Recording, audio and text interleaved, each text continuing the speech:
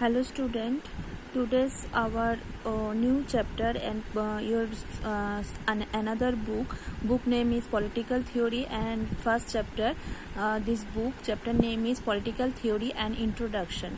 This chapter, if we look around us, what we see would be movement, development and change, but if we look deeper we would also see certain values and principles that have inspired people and guided policies and democracy, like freedom, equality. For instance, different countries may try to protect such values by ensuring them in their constitution, as is the case with the American and Indian constitution.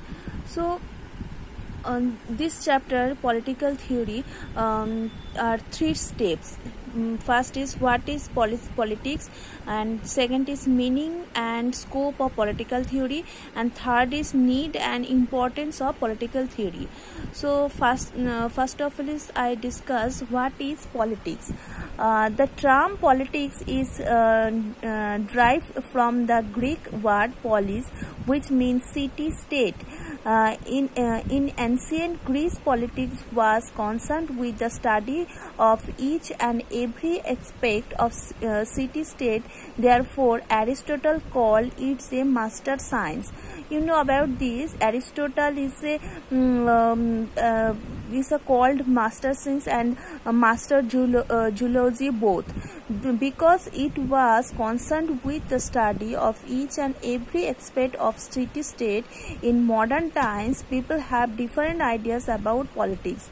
So according to them, it is concerned with public service multiplication, an instrument to pursue ambition and satisfy wants. So politics is also termed as a dirty game linked to corruption, crimes and scams, malpractice, abuse of authority and self-interest, etc.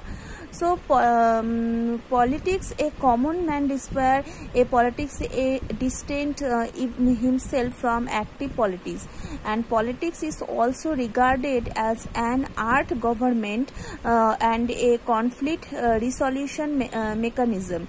It is a medium to gain and retain political power.